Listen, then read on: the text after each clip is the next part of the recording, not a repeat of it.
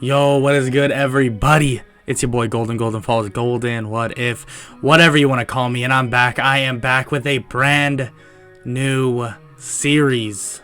What if Deku had an infinite potential quirk? And I want to say straight off the rip, if y'all enjoy this series, make sure to slam the like button, comment down below, do all that type of stuff. Make sure to watch this whole video through and through, and yeah, that's about it. It helps me, it helps the video get out there, helps the community grow, and the community's growing, boys. We're actually almost at 10,000 subs. I'm sure we'll be at 10,000 subs by either when this video comes out or a little bit after it comes out. So I'm excited for that. 10k subs, which is insane. And then also on my texting stories channel, we're currently at, as I'm talking right now, at about 12,000 subs.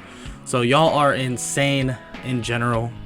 And I'm actually considering making a new channel, but that's more for like it's gonna be called, most likely called like Golden Comics, stuff like that, because that's gonna be like my manga panels that I get done in the future for certain what ifs. I have manga panels coming up. If you watch my texting stories channel, you already saw 3 manga slides in one of my recent videos. So that's just a little, nod at that. But yeah, you'll see manga panels coming up. Actually, this next video, not this one, but the one after, you'll be seeing some. Alright, enough of me talking and rambling. I apologize. Let's get right into the what if. Let's get it. In a world where superpowers known as quirks were a staple of society, if you had a weak quirk, or one deemed as weak by the people around you, you would be harassed, and for some people you couldn't, and for something you couldn't control. 80% of the population gained a quirk, and the other 20%, well, didn't get one at all. One boy may have gotten a quirk, but to many others believed his quirk to be useless. Yes, Miss Midoriya. It seems your son has a quirk called, well, potential. All it says here that he will gain physical and mental capabilities at a faster rate. How fast, that's very hard to tell. Oh, does that mean his quirk isn't very good? Yes, I'm afraid so, by at least my paperwork. His potential could be just slightly better than others, and at best he could be slightly stronger than a quirkless human. Inko looks at him pissed, and is just pissed in general at the fact that her son has a horrible quirk. Come on, Izuku. Wait, Mom, oh, what's my quirk? Doesn't matter, it's useless anyways. Inko begins driving home, and when they get out of the car, Inko grabs Izuku and throws him into the house, screaming at him, saying that he can't do anything right, and now he doesn't have a good quirk, and he doesn't even have a good quirk. Izuku runs upstairs, but Inko grabs him and throws him outside. She screams, telling the 4-year-old child to never come back. Izuku walks for a while to a nearby park and just sits down. Bakugous walks up and asks what happened, because he looks so sad, and Izuku tells him that he got a useless quirk according to his mom, and she doesn't love him anymore.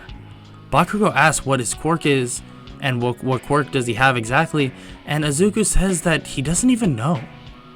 Bakugous walks with him back home, but when they arrive, Inko is gone, and the house has been practically emptied. Come on, Izuku. You will come live with me. Really, Kachan? You know it. You are my best buddy. They walk back to Bakugous' house, and Izuku tells Mitsuki what happened. She grabs her phone and tries to call Inko, but it says that her phone has been disconnected. Well, Izuku, you can live with us. It's fine with me, and I'm sure Katsuki will be very happy about it. Izuku slightly smiles, but then that smile goes right back to a frown. He then thanks Mitsuki. She shows him to a guest bedroom and says that tomorrow they will go buy him some brand new clothes. Izuku tells her thanks, and he lays down in bed and starts sobbing. Izuku continues to go to school, and the school and police are informed of what happened to him and his abandonment. Soon, Izuku is adopted by the Bakugo family, and for 3 years, Izuku goes to school like normal until one day he saw Bakugo in his backyard training with his explosion quirk. This got him thinking. He asked Mitsuki if she could check his doctor file to see what quirk he actually had, because when he went, his mom just said it was useless and didn't say exactly what it was. She searched the file, or for the file, and found it, that it was called something called potential. Well, to me, Izuku, you can do whatever you want, and if you put the work into it. So potential as a quirk is kind of fitting for you. Izuku finally smiles wide, just like his old self, because for the first time in his life, he was encouraged by someone he looked up to. He ran outside to Bakugo and began training with him. Izuku obviously couldn't keep up with Bakugo, especially because of his quirk, but it seemed that the more Izuku fought, the better he was actually able to fight against him. From the age 7 to 15, Izuku decided to put the fate of being a hero in his own hands. He no longer cared about what other people thought. He had Bakugo and his new family, and that was good enough for him. During PE for school, he would try harder, run faster, and push himself further and further compared to anybody else. He would run every day back home instead of taking the bus, and would go to the park to basically do basic conditioning and physical training. Over the 8 years, Izuku grew to be about 6 foot tall at the age of 15. Also, the training he put himself through consisted of punching trees or wood, a lot similar to Rock Lee, and he begged Mitsuki to basically let him learn swordsmanship at the age of 12. So by the time he was on his last day of middle school, he felt more than ready to try his hand at UA. Hello class, I would like to pass out career tests, but I know all of you would rather just go the hero route. The teacher throws the papers into the air and the class begins to celebrate, well, except for Izuku and Bakugo. Okay, now calm down. We even have 2 of our very own trying for UA, Midoriya and Bakugo. Bakugo stands on his desk and claims that he will be the #1 hero and be the richest anyone has ever seen. Midoriya then slightly laughs. What are you laughing about, nerd? Gotchan, your fly's down. Bakugo looks to see that his fly isn't down, and Midoriya begins laughing even more. Bakugo rolls his eyes and just slightly laughs and sits down. Well, both of you have a great chance at making it. Izuku is #1 in the middle school, and Bakugo is #2, very close behind. The school bell rings and the last day of middle school was finished. Izuku and Bakugo then walk out together. So, you gonna run home again? Actually, I want to visit somewhere. You want to go? Where are you going? My old home. Why do you want to do that? I just feel like it would be a good idea. Bakugo smiles and puts his arm on his shoulder. Come on, let's go. They both head under a bridge on their way to Midoriya's old home, until a massive bang is heard from behind them. A villain busts out of the sewer and comes charging at them. Midoriya thinks quickly, realizing that this villain is made of complete sludge. He takes out 2 pencils, throwing them at the only vital points he can see, which are the villain's eyes, blinding the villain. Oh, you damn brats! Another bang is heard, and All Might comes out of the sewer. No need to fear, because I am here. Detroit, smash! The villain gets blasted into pieces, and Midoriya tackles Bakugo to avoid the wind pressure. They both get up to see the villain scattered in pieces. Both of them kind of freak out, seeing All Might, and ask for his autograph. They tell him that they want to be heroes just like him, or even better. Well then, I hope you both are going to UA High School. Yeah, we are, All Might. All Might gives his laugh and then tells them both to work hard, and he hopes to see them both there. He jumps off, and the two of them are both still in shock and remember what they were going to do. They continue walking and talking. So, Izuku, how did you learn to do that? By throwing paper airplanes. Okay. Stop joking. How did you actually? I wasn't joking. By throwing paper airplanes. You threw those like you knew they were going to hit him dead in his eyes. Yeah, and they did. Bakugo facepalms and just accepts that Izuku is just insanely strong in his own right and doesn't even know himself. They arrive at his old home and stand outside. Wow, this looks exactly the same. Of course it does. It's a house, dumbass. Izuku starts laughing and a woman comes out with her 3 kids. Do you boys need something? Izuku responds, "Oh, no, sorry. This is just my old home.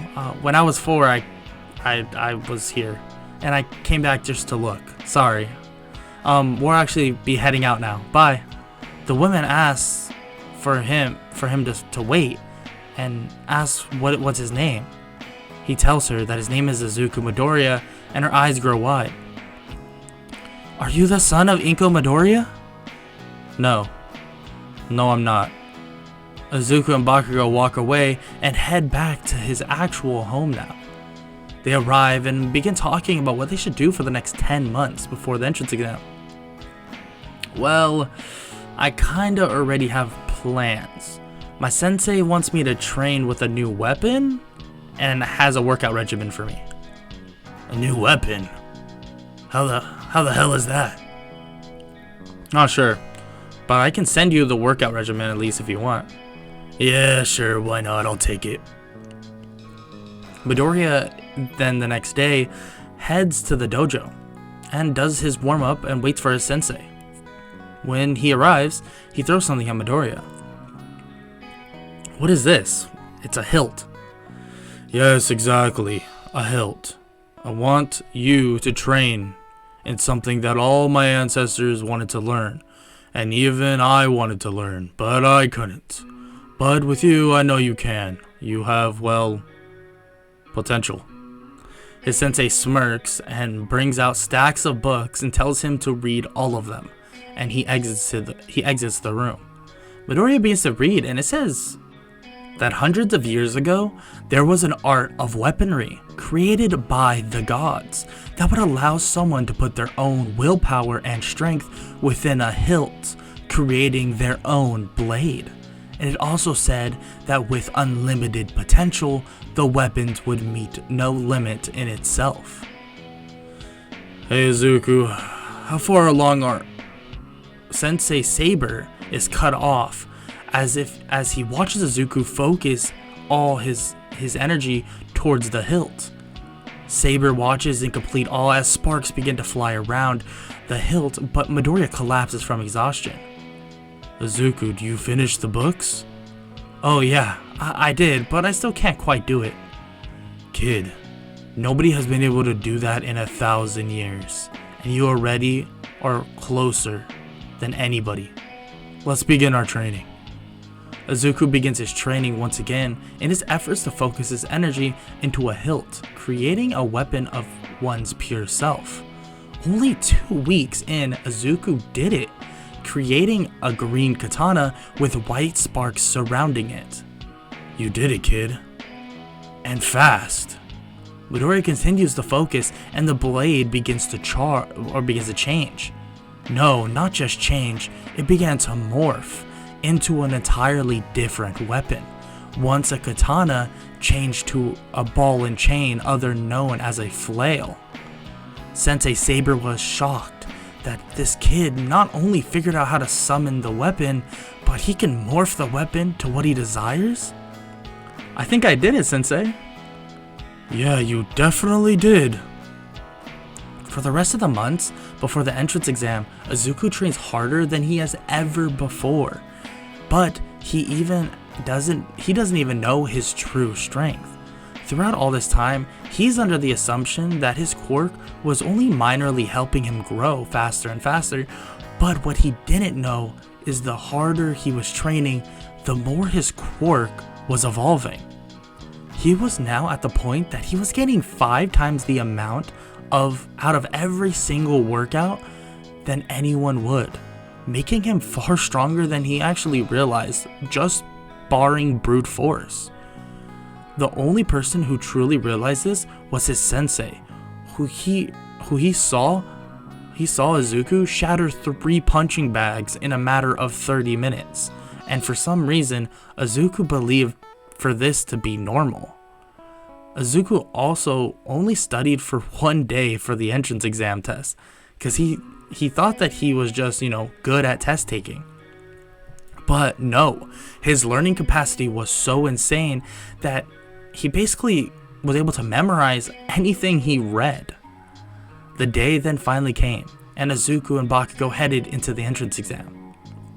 Midoriya didn't realize and tripped on Bakugou's foot and begins to fall, but he then just starts floating. What? I didn't know you could float. A girl comes out from behind them and laughs, saying he can't.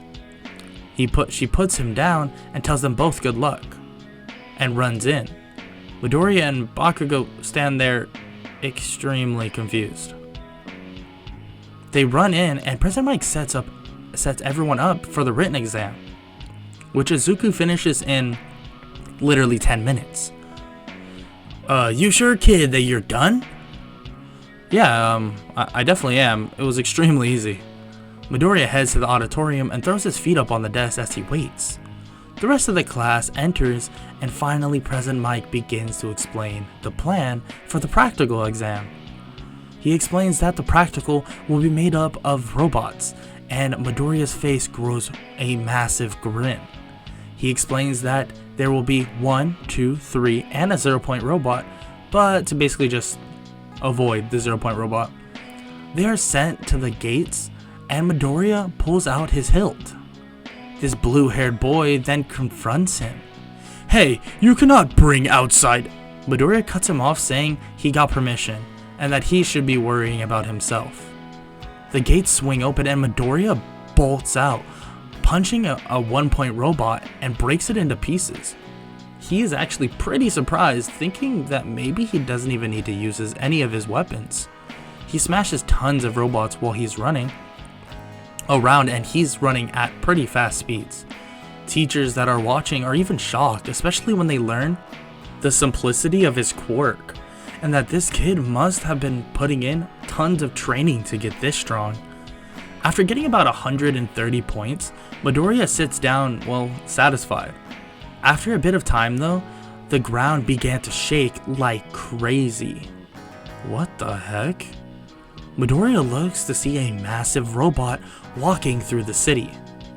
Oh wow, that thing is huge.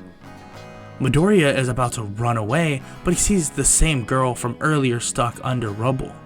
He runs over to her in an effort to help, and he is forced to use his weapon.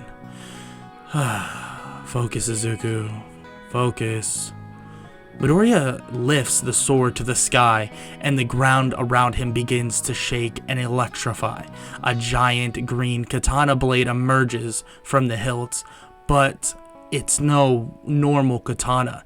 It grows massively and slams into the robot, slicing it into pieces.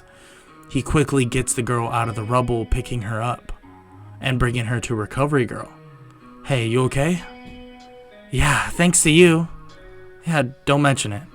The speakers come on and says that the test is now over. Midoriya is heading out, but the girl calls out and asks for his name. He smiles and says it's Izuku Midoriya and runs off before she can tell him hers. He runs to Bakugo, but before he could leave, he is stopped by a man with black clothing and a white scarf and a rat on his shoulder. Yeah, this place is kinda odd. Hey Midoriya, it's nice to meet you. Nice to meet you too? Oh, sorry, I am Principal Nezu, and this is Aizawa, and I wanted to offer you early admission before any other school can. And what would that even mean for me? Well, you can move into the dorms now, and get your choice of class, either 1A or 1B, but we do recommend to you to join 1A. And of course, we will leave that open for as long as you would like. So if you decide that you don't want to be in 1A, you could always move to 1B. Okay. What about Katsuki Bakugo? Aizawa chimes in. What about him? Is he in? Well, we need to go through the scores. You just caught our eye for the most part. I'll go if he gets early admission, as long as, well, his scores are up to par. They look through a file, seeing Bakugo actually got the second most points, and they say that they are completely fine with that. Midoriya thanks them and leaves, telling Bakugo of the whole situation, and they head back home to celebrate. Finally, both of them will be going to the school of their dreams. They both move into the dorms and get settled, and about 3 days later, the first day of UA arrived. Now walking to UA. You know, they're all gonna stare at you. No, they're not. Dude, you're 15, but you look 21. Just because I've worked out and stuff doesn't mean that all the girls will stare at me, Bakugo. Hey, don't get serious with me now. Just watch. Just wait, and I'll even count when we walk in. They walk up to the door and open it, and Bakugo walks in and just waits for Midoriya to walk in as well. And every girl stares at him as he walks to his seat. Yeah, that's 1, and then you have 2, 3, 4, 5. Yeah, I was right. Bakugo walks over and sits next to Izuku and puts his feet up. Okay, you were right. Of course I was, you damn nerd. The same blue-haired kid sees Bakugo with his feet up and runs over. You should not be doing such a thing to UA property. Bakugo stares at him and then looks at Midoriya and then looks back at him. Dude, how far is that stick? Before he could finish, Aizawa walks in, telling everyone to shut up and sit down. Listen, I'm Shota Aizawa, and I will be your teacher for the next 3 years.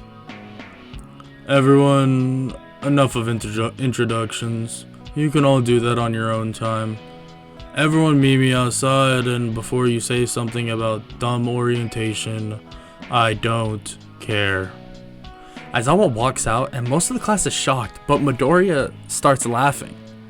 This guy's the best. The class asks if he thinks he's joking and if that's why he's laughing, and Midoriya says no, he just reminds him of his sensei. Midoriya and the rest of the class meet Aizawa, and they all line up as he explains. We will be doing a Quirk assessment, and if you don't do your best, then I will expel you. Okay, Midoriya, you got first in the exam, so you're up. Midoriya gets thrown a ball and walks to the circle. Wait, can I use this? He pulls out his hilt, and Aizawa says sure, but he doesn't know how some sword will help him. Izuku throws the ball into the air and changes the hilt into a bow, sending an arrow straight through the ball, and it looked as if it wasn't going to stop flying. Aizawa looks at the tracker, and a large smirk comes across his face. Nice job, kid. 10,000 meters. The rest of the class is absolutely stunned and asks what his quirk is. And he just smiles and puts his hand on the back of his head. Oh, I just have potential. And that is a wrap for part 1, the end of part 1 of What If Deku Had an Infinite Potential Quirk. I'm sure y'all didn't expect me to go down this pathway. I mean, with the whole magical hilt thing. I thought this was more fun. I mean, like, nobody wants to, I mean, maybe y'all want to just see him one-shot everything, which, cool. But, like, I feel like I like this a little better. I mean, like, there's a lot of ways I can go about this. I know a lot of people, I've heard a lot of things, like, a lot of people compared it to Saitama, and they just gonna one-punch everything. That's not my goal. That's not fun. I mean, if that was the goal, then I would just do What If Deku was Saitama, or What If Deku was trained by Saitama, but yeah, I'm okay off that.